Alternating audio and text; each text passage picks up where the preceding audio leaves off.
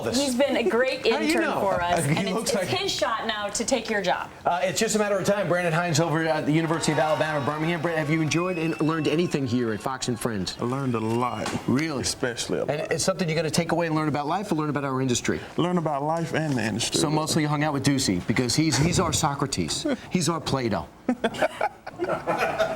Right, Steve? Brandon, just give him a little nudge now. No, Brandon, I'm not going to just give him a little nudge. I can't do that on TV, but take care. You're actually hitting me now, Brandon. Hey, tell me what's happening in the world of sports. I'll come in at the end, all right? Definitely. Reports suggest the Green Bay Packers have been exploring trade options for Brett Favre. Favre retired in March, but is thinking about playing in 2008. He's requested to be released from his Packers contract, but the team says it has no plans to do so. However, sources say Packers general manager Ted Thompson has told the NFL commissioner the team wants to move on without Favre. Commissioner Goodell says he'll help with Favre's reinstatement. He's going to the Bucs, it looks like. That should have been in there. LeBron James sprained his ankle. He did it yesterday in a closed practice. Coach Mike Krzyzewski says he'll know more later, but it appears the sprain is mild, and James could even practice today. The Olympic opening round basketball matchup with China tips off on August 10th. Sparks were definitely flying in the final seconds of last night's WNBA game. Oh my goodness. The LA Sparks topped the Detroit Sharks with an 84-81 victory, but the bench-clearing brawl in the last 5 seconds turned more heads than the win. The game turns ugly when the Sparks' Candace Parker and Detroit's Cheryl Ford are separated after a foul.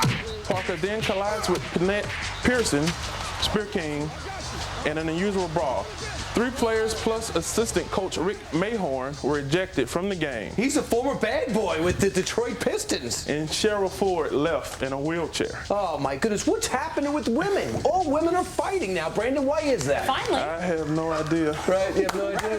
Good job. Brandon, you even pronounced that coach's name right. Hey, I practiced it in the green room. I did it like probably 6 times. The producer, he helped me out a lot, but I got it. Well, thank you very much for your summer of service. Well, thank you for having me. All right, and I just wanted to say, Brian, when you say, I wanted to say the official morning show of the 2008 election. All right, there you go. All right. All right, Brandon, thank you very much. Stepping right into your loafers. Okay. You just took over with He that. did. The man's Right in got your personality. Thanks a lot.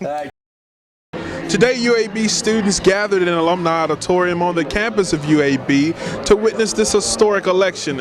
And with the high voter turnout being college students, to many students, this was very, very important.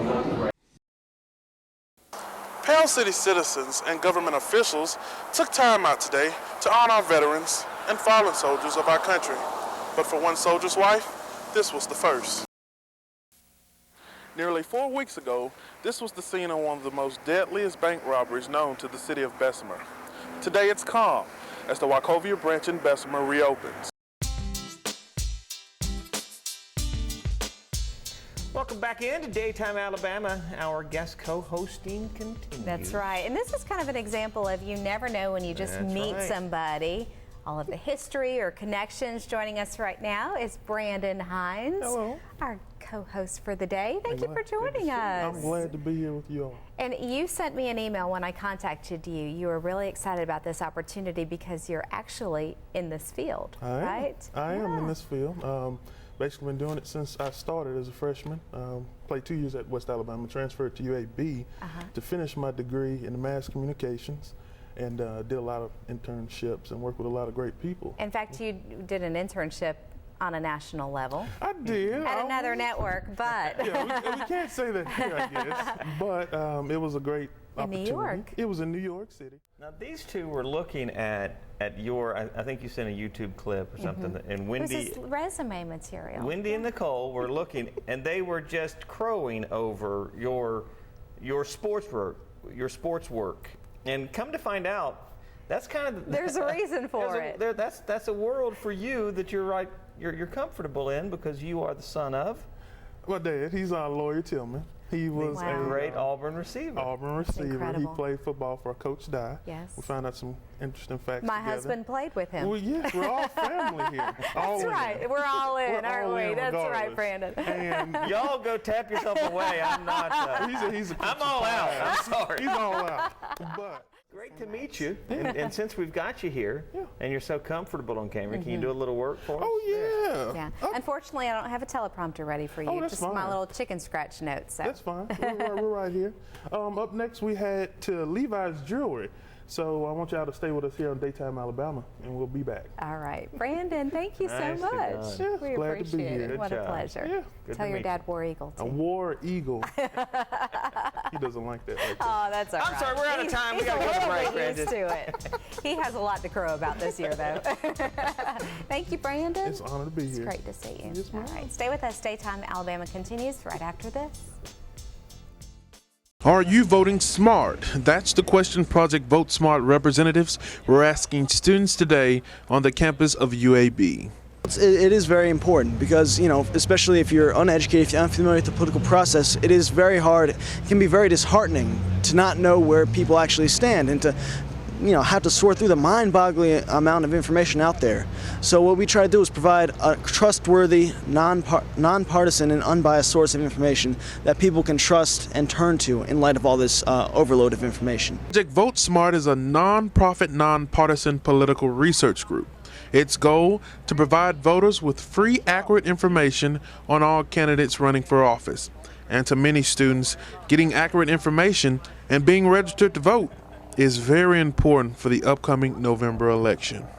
It's very important to me. I have not been involved in previous campaigns before like I have been now. And even really have a candidate really to vote for because I didn't know really which stood for which. I mean, I knew some of their, positions, but not all of them. And the bus doesn't stop there. I got the chance to take a tour and see exactly what goes on inside.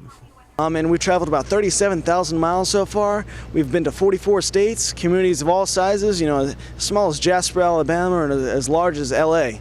And we do try to reach out to people, new voters, old voters, college students, elderly, everyone in between.